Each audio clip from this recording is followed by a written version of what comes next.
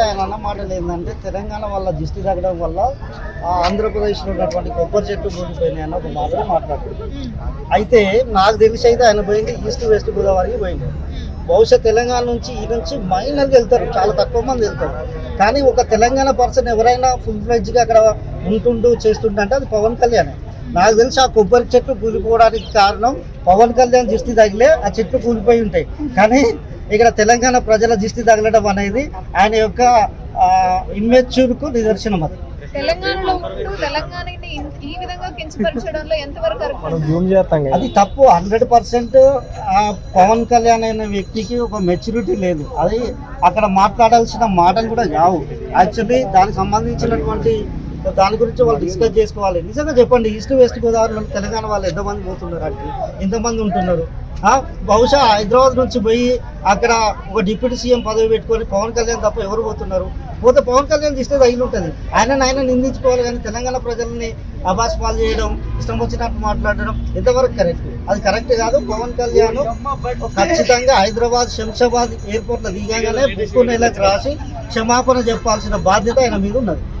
అంటే 100లో 10% ఒక్కసారి ఆంధ్రప్రదేశ్ కి వెళ్తేనే అంత దిష్టి తగిలితే ఇక్కడ సినిమాలన్నీ రిలీజ్ అవుతున్నాయి, తెలంగాణ వాళ్ళు చూస్తున్నారు, ఇక్కడ కలెక్షన్స్ వస్తున్నాయి. మరి వీళ్ళ దిష్టి తగిలితే సినిమా కొలాప్స్ అవ్వాలి కదా?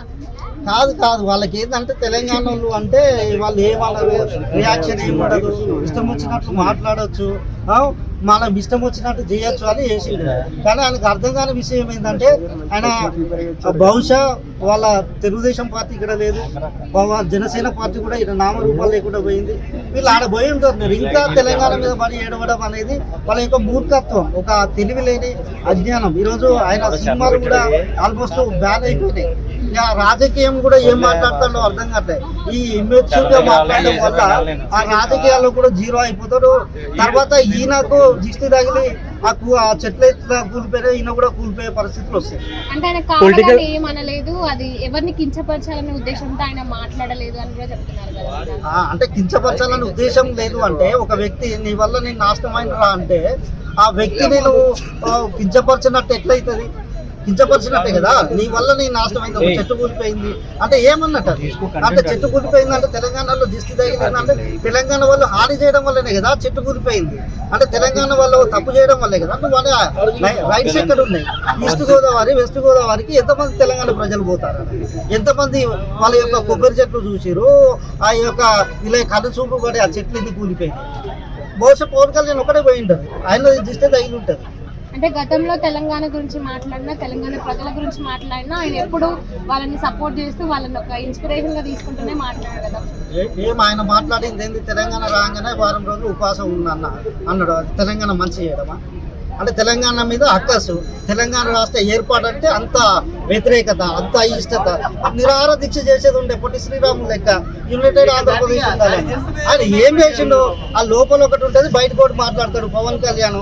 ఆ ఫ్యాన్స్ మీద ప్రేమ అంటాడు, వేరే కొట్టేశాను రా వాళ్ళు ఇస్తే కొట్టేసేయాలంటాడు, లేకపోతే స్టంట్ స్కూల్ పెట్టిస్తా అంటాడు.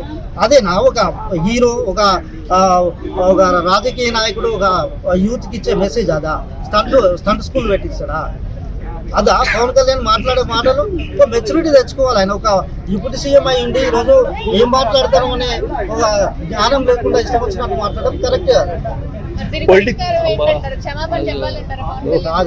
శంషాబాద్ ఎయిర్పోర్ట్ లో దిగాగానే సాష్టాంగ నమస్కారం చేసి ముక్కునేలకు రాసి తప్పైందని తెలంగాణ యావత్ తెలంగాణకు సారీ చెప్పాల్సిన అవసరం అయితే పవన్ కళ్యాణ్ మీద ఉన్నది.